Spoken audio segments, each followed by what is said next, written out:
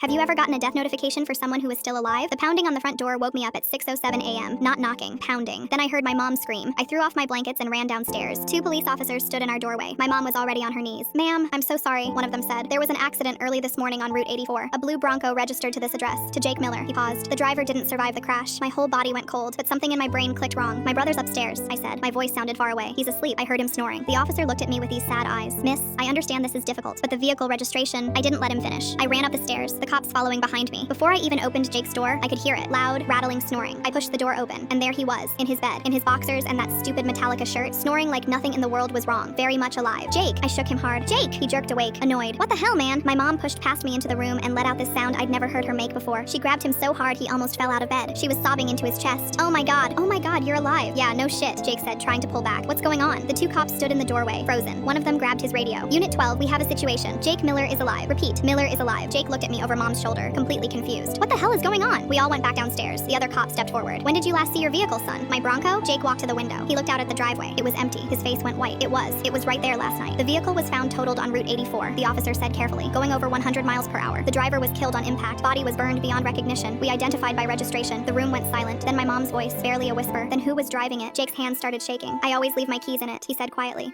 He stopped, the realization hitting him. Oh god, anyone could have taken it. The cops stayed for 2 hours, asking questions. Who had access to the vehicle? Who knew he left his keys in it? Did he have any enemies? Jake sat on the couch the whole time, his leg bouncing, mom holding his hand like she was afraid if she let go, he'd disappear. They were waiting on forensics, dental records to ID the body. When I finally checked my phone after the chaotic morning, I had dozens of notifications, text messages, missed calls, and Ring doorbell alerts, a lot of them. I opened the app assuming they were from the police pounding on our door earlier, but as I scrolled, I saw one from 1:47 a.m. My stomach dropped. "Oh my god," I said. Everyone looked at me. "Guys, I have Ring doorbell alerts from last night." I opened it with shaking hands, and there he was, Evan, Jake's best friend since middle school, on our front porch at 1:47 in the morning. He was pounding on the door. His face was red and puffy, soaked with tears. He was clearly drunk, stumbling as he leaned against the doorframe. "Jake," he said to the camera, his voice breaking. "Jake, please, I need you, man, please." He knocked again, harder. He waited almost 2 full minutes, swaying slightly, wiping his eyes. "I don't know what to do," he whispered to no one. Nobody came. I watched him look at the door one more time, then he disappeared from the frame. "Keep watching," one of the cops said quietly. Evan came back into view, walking toward the driveway, toward where the Bronco was parked. He got in the driver's seat, just sat there for a minute with his head in his hands, his shoulders shaking. Then the Bronco's lights came on, and he drove away. Jake was staring at the screen, his face completely drained of color. "I was asleep," he whispered. I had my earbuds in. I didn't hear him. The cop's radio crackled to life. "We got the dental ID on the Route 84 victim. Evan Walsh, 24. Parents reported him missing this morning." Jake made a sound that didn't even sound human. He doubled over like he'd been punched. No.